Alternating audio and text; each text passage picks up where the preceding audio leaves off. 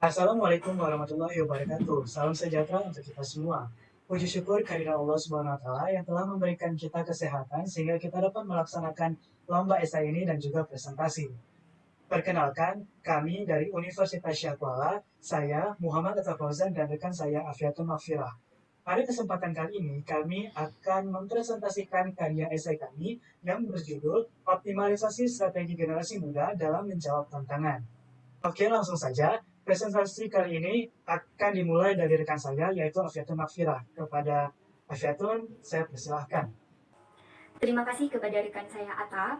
Baiklah, saya akan memulai presentasi ini mengenai optimalisasi strategi generasi muda dalam menjawab tantangan.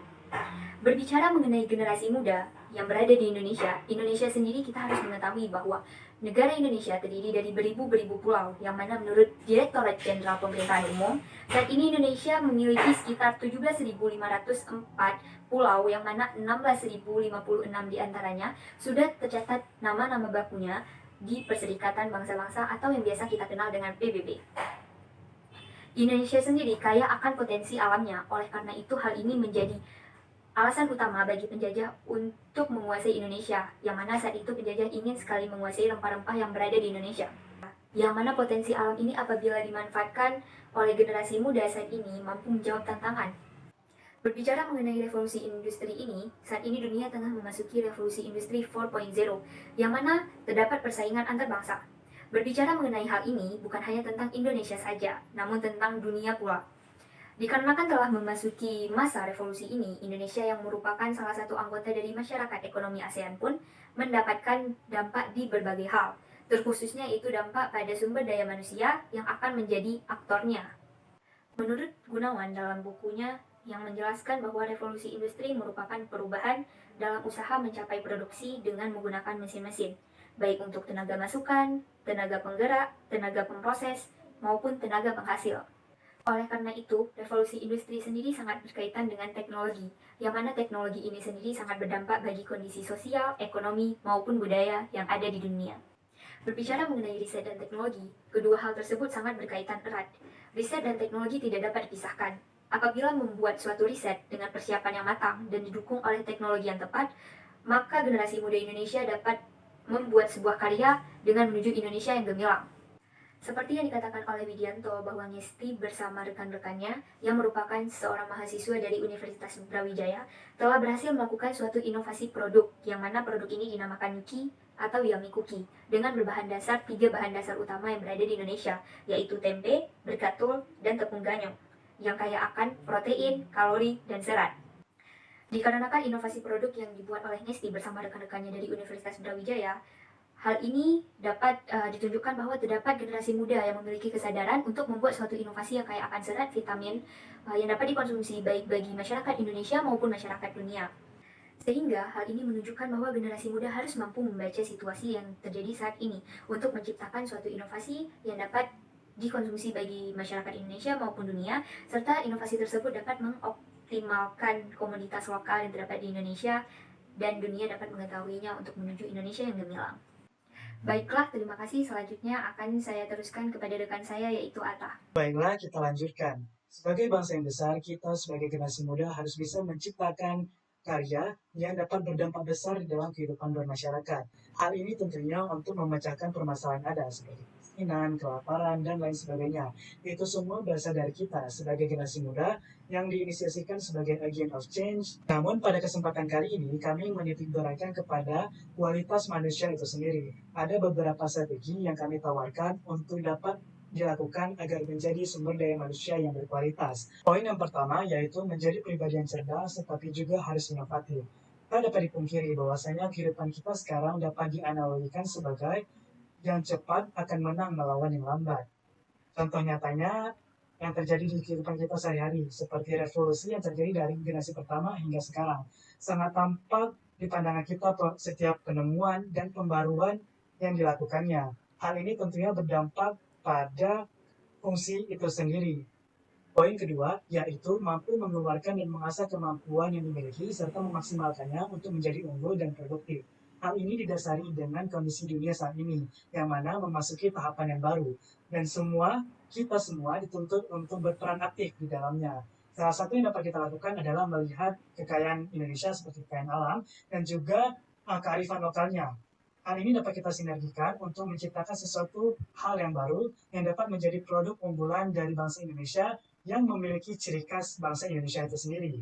Poin ketiga, yaitu berpikir kritis adalah kunci utama namun harus dibumbui dengan kreativitas. Telah banyak dibuktikan bahwasanya mereka yang memiliki kreativitas akan sangat dinilai mahal dan juga dihargai oleh para pemerhati. Bukan hanya pemerhati, tapi juga setiap masyarakat dan orang-orang di sekitar kita.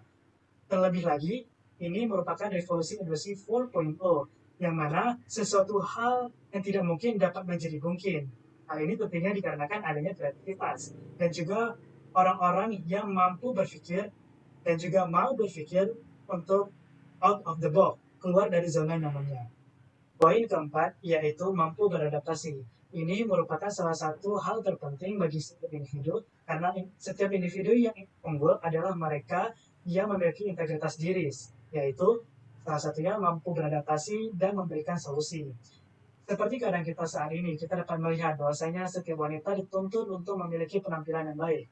Oleh karena itu, dari situasi ini kita dapat menciptakan suatu produk yang berasal dari hasil kekayaan alam Indonesia yang juga harusnya ramah lingkungan, seperti menggunakan rempah-rempah hasil kekayaan alam Indonesia. Contoh lainnya seperti sekarang ini, maraknya produk humidifier. Produk humidifier itu yaitu pelembab udara ataupun pengharum ruangan. Hal ini kita dapat memodifikasikan antara peran teknologi, kekayaan alam, dan juga kebudayaan. Kenapa kebudayaan? Karena di sini kita dapat memberikan aroma-aroma khas dari setiap daerah, seperti contohnya dari daerah khas Aceh, yaitu aroma kopi gayo, aroma selanga, jempa, dan lainnya. Hal ini dapat kita modifikasikan jika kita memiliki kemampuan untuk bisa membaca situasi. Poin terakhir yaitu poin kelima, yaitu adanya jiwa untuk berwirausaha. Hal ini didasari dari angka pengangguran dan juga rendahnya kemampuan berwirausaha di lingkungan masyarakat yang merupakan salah satu faktor terpuruknya keadaan ekonomi di masyarakat. Hingga saat ini, masyarakat masih memiliki pemikiran untuk mendapatkan atau mengejar pekerjaan yang terkesan pasti seperti menjadi PNS. Namun hal itu tidaklah sebenarnya salah. Tetapi perlu diketahui bahwasanya kuota untuk menjadi seorang PNS itu sangatlah kecil dibandingkan dengan seluruh jumlah masyarakat yang ada di Indonesia. Oleh karena itu, kemampuan berwirausaha sangatlah penting di dalam kehidupan kita. Namun, di sisi lain, ada juga cerita-cerita dan kisah orang-orang yang setelah sukses membangun usahanya dan tergabung dalam usaha UMKM, yaitu usaha mikro kecil dan menengah. Hal ini menjadi nilai positif karena perlu diketahui usaha UMKM merupakan salah satu usaha yang dapat membuat perekonomian Indonesia menjadi lebih stabil, terutama di dalam keadaan pandemi seperti saat ini, yaitu pandemi COVID-19. Oleh karena itu, kelima strategi yang telah kami tawarkan sangatlah memungkinkan untuk dilakukan, untuk mengembangkan kemampuan di dalam diri, untuk menjadi sumber daya manusia yang berkualitas yang dapat diandalkan oleh bangsa Indonesia.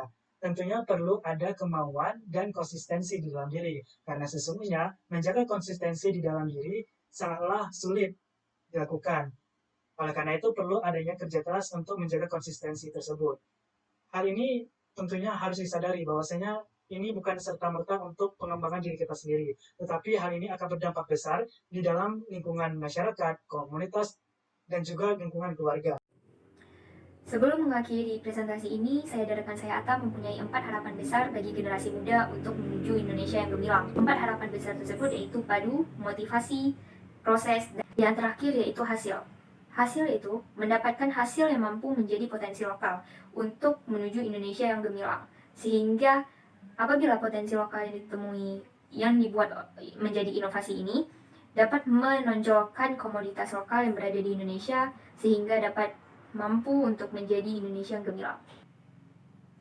Sekian dari presentasi kami. Mohon maaf apabila ada kesalahan dalam bertutur kata.